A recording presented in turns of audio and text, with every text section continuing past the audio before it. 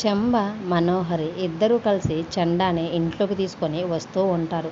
చండ వస్తూ ఉంటే గడప ముందు బాగి వేసిన అందమైన రంగుల ముగ్గు తన కంటికి కనిపించటంతో చండ ఒక్కసారిగా కోపంగా అది వాకిటి ముందు అంత అందంగా రంగులతో ఉండేసరికి తన చేతిలో ఉన్న మంత్రదండంతో కళ్ళు మూసుకొని ఒక మంత్రం చదివి వెంటనే ఆ బాగి వేసిన రంగుల ముగ్గుపై ఆ మంత్రాన్ని వదిలేసరికి ఆ రంగుల ముగ్గు కాస్త కొద్దిగా నల్లగా మారి అందవికారంగా అయిపోతుంది.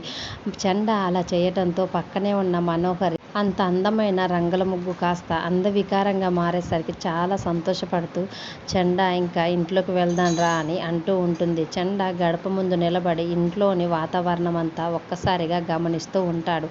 అప్పుడు మనోహరి కోపంగా చండాతోటి, చండ నువ్వింట్లో కాలు పెట్టు, నువ్వు పెట్టే ఈ అడుగుతో ఈ ఇంటి పునాదులు కూడా మొత్తం కదిలిపోవాలి చండ, తొందరగా నీ అడుగుని ఇంట్లోకి పెట్టు అని మనోహరి గర్వంగా చండాతో అంటూ ఉండేసరికి చండ కూడా తన కాలు తీసి గడప దాటి ఇంటిలోకి అడుగు పెట్టబోతుంటే చండ ఎంత ప్రయత్నించినా కానీ అడుగుని ఇంటి లోపల పెట్టలేకపోతుంటాడు. తర్వాత ఇంకొద్దిగా కాస్త ప్రయత్నించినా కానీ చండ తన కాలుని ఏమాత్రం కూడా ఇంటి లోపల పెట్టలేక గాల్లోనే తన కాలు అలా ఆగిపోతుంది.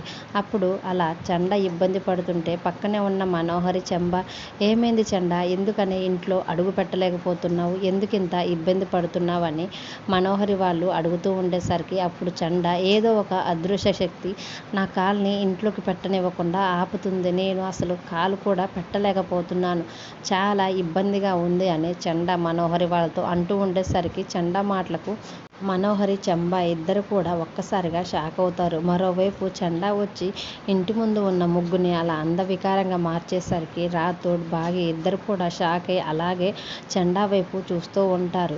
ఏదో ఒక అదృశ్య శక్తి మాత్రం నన్ను ఇంటి లోపలికి రానియకుండా చేస్తుంది మనోహరి అని చండా కోపంగా మనోహరితో అంటూ ఉంటుంటే అప్పుడే మన చిన్నారి బుజ్జమ్మ మాత్రం మెట్లు దిగుతూ నడుచుకుంటూ వస్తూ ఉంటుంది. అలా వస్తూ ఉన్న బుజ్జమ్మను చూసి చెంబ, చండ, మనోహరి ముగ్గురు కూడా ఒక్కసారిగా షాక్ అవుతారు.